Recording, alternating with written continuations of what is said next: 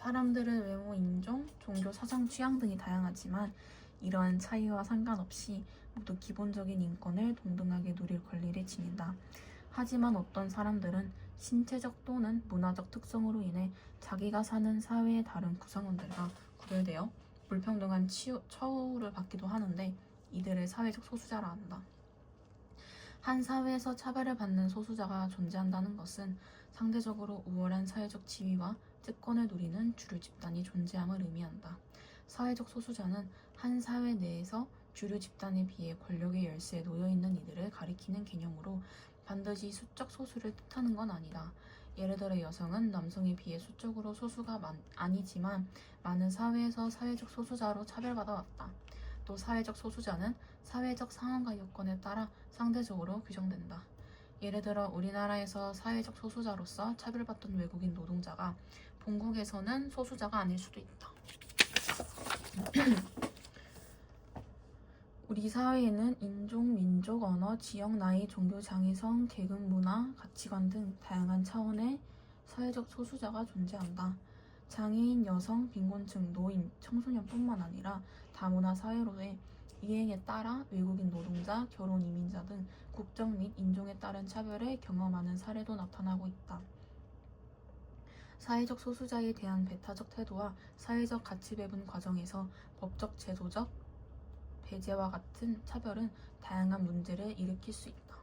먼저 개인적 차원에서 소수자는 주류 집단과 다르다는 이유만으로 부당한 차별을 당하면서 인권이 침해되거나 인간으로서의 존엄성이 훼손될 수 있으며 교육 및 취업 등 다양한 사회적 기회를 박탈당할 수 있다.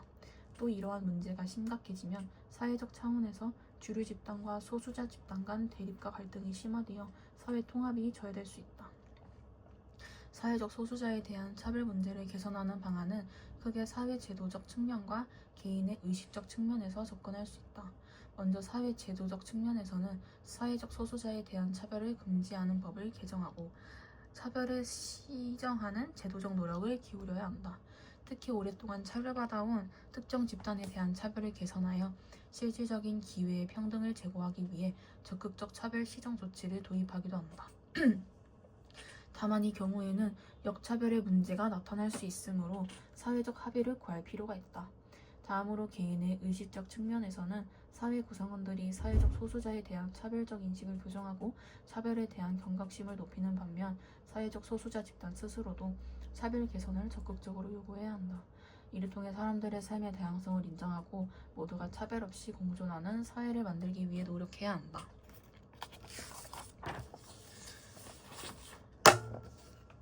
남성과 여성은 생물학적으로 다르게 태어났지만 사회적 성은 문화적으로 형성되고 사회화를 통해 내면화된다.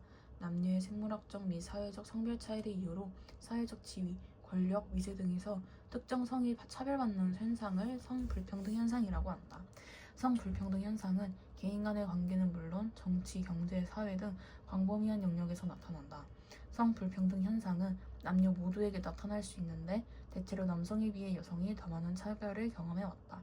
예를 들어 남성은 바깥일, 여성은 집안일을 담당해야 한다는 고정관념으로 인해 여성의 경제활동이 제한되었으며 20세기 초까지도 대부분의 나라에서 여성은 선거권을 부여받지 못하는 등 정치 참여도 제한받았다.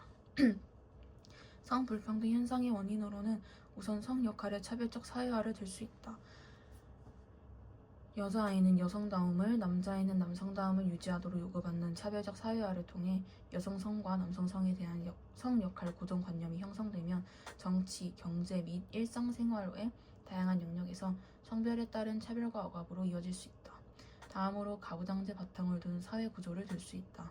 가정 내 의사결정 권한을 남성이 주도하고 지배하는 가부장제는 남성 중심의 지배구조를 사회 전반으로 확산한다.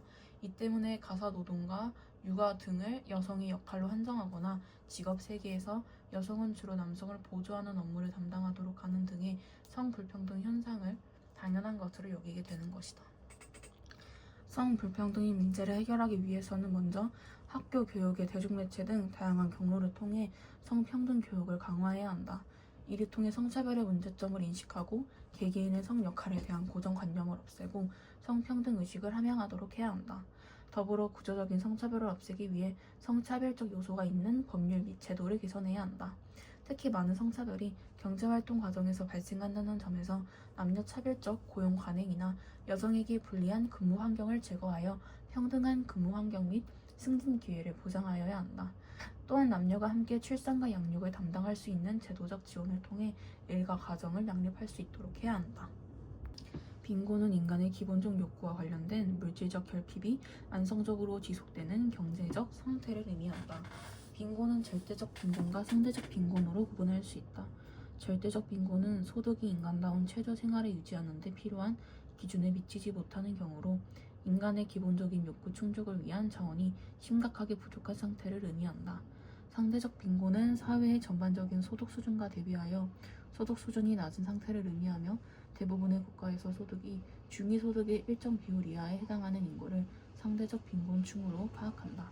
경제가 성장하여 사회의 전반적 생활 수준이 향상되면 절대적 빈곤보다 상대적 빈곤의 문제가 더 심각해지고 그로 인한 상대적 박탈감이 사회적 문제가 될 수 있다. 빈곤은 개인적으로 생계유지 곤란, 건강, 손상과 정신적 황폐 및 소외 등을 초래하여 인간다운 삶을 살아가기 어렵게 할 뿐만 아니라 삶에 대한 기대와 기회를 제한한다. 또 사회적으로 빈곤층이 증가하면 이들에 대한 사회적 부담이 증가하고 사회 불안과 갈등이 심화될 수 있다.